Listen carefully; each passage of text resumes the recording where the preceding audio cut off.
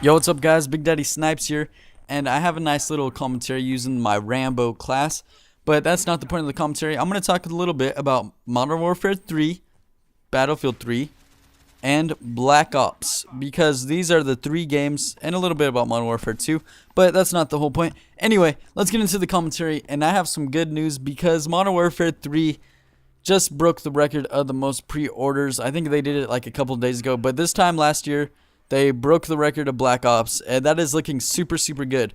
But this comes with a lot of consequences, because when you have people who are new to the game, no offense, but you're going to suck dick when you first get the game. That's just how it happens. That's how everybody is. That's just the way life goes. You're going to suck when you're new to the game. I remember when I first picked up Modern Warfare 2, completely sucked, had no idea what I was doing, and it was just horrible. But did I have fun? Yes, I did. Anyway, when you have all these new people that are new to the game and they have no idea what they're doing, they're going to rely to the overpowered guns and the overpowered perks and the overpowered kill streaks. So when you have the people who are new and they get spawn trapped and they get killed, and you have a game like Black Ops to where you could see everybody's KD, and they made it so easy to see everybody's KD in their combat record. It has all these people stressing about their KD and their win-loss when it really shouldn't matter, but I don't know why they did that. It's like you guys are beating a dead horse with that. Anyway, so when you have all these noobs who are worrying about their KD and their win-loss, it really makes them want to turn to camping and using Ghost and sitting in a corner. And I know if I was new to the game, and if I knew that everybody would see my KD and my win-loss, and I worried about being a noob because I sucked, I would sit in a corner and camp. That's just what I would do. Quite frankly, I camped in Modern Warfare 2 when I first got the game. Everybody camped in their first Call of Duty. It's something that you have to admit. And if you're one of those people who are saying you didn't camp, that's a lie, because everybody who's ever played Call of Duty has camped one point in time.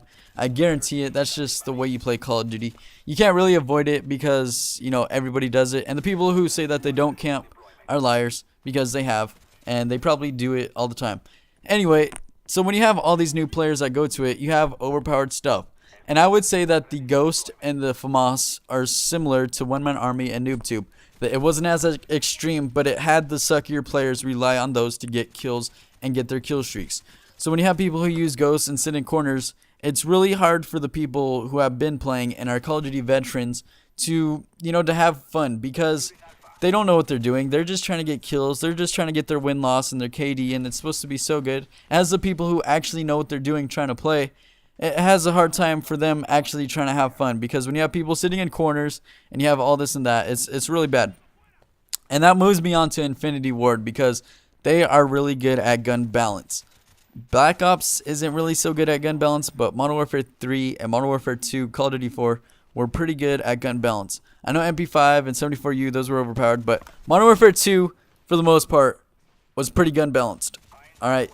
Because you could use a mini Uzi in that game and you could get a nuke. You could use a Vector ACOG and get a nuke. But if you try to use the mini Uzi on this game and you try to get a 25 kill streak, you better bet your ass that you will not get it, because mini Uzi on this game sucks. You're pretty much not going to have fun with anything other than an assault rifle and or a 74U or an MP5, because it's really hard to compete with the people who are using those overpowered guns. And then when you try to use a gun that's fun or something that's not as easy to use, it really it's really frustrating sometimes. And I think that's where Black Ops it's slacking a little bit.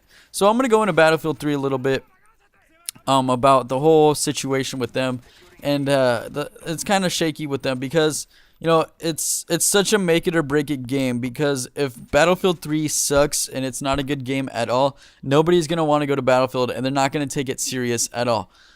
And it's really stressful for Battlefield and DICE and the people who make that game, because when you're trying to compete with a game like Call of Duty and Gears of War and all the games that are out there, and you're trying to be top dog, it's really hard to compete with them, and it gives you a lot of stress, because you don't want people to hate your game, and you don't want all this and that, and they're trying to get their name out there, because one day they could be the next Modern Warfare 3, or they could be the next Black Ops, or they could be the next Modern Warfare 2, and I'm not doubting it.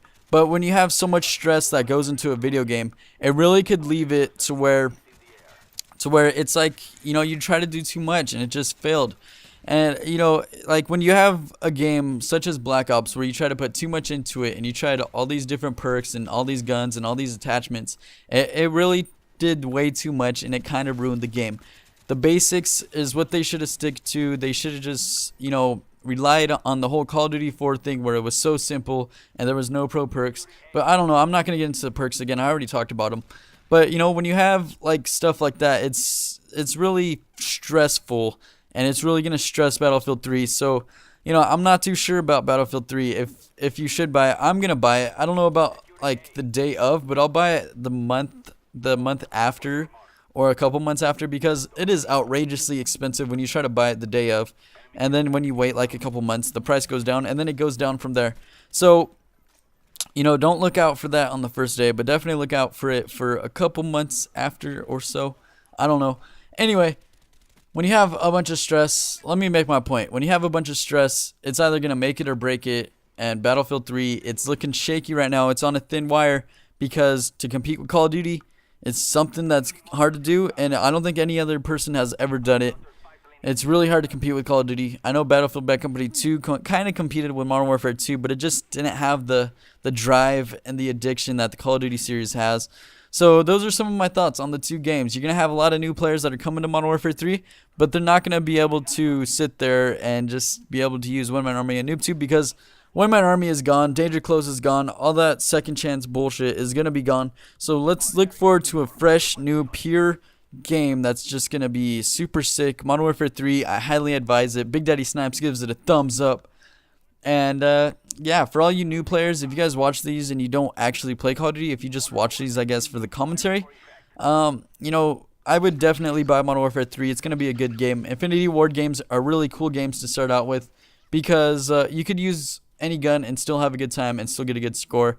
Those are my thoughts. If you guys want to tell me your thoughts, which one you're going to buy and the reasons for it in the comment section, go ahead and tell me so. And if you guys like the video, go ahead and give it a like. I'm sorry for no commentary yesterday. My grandmother kind of fell down again. I'll give a commentary about that again tomorrow or so. I'm not too sure.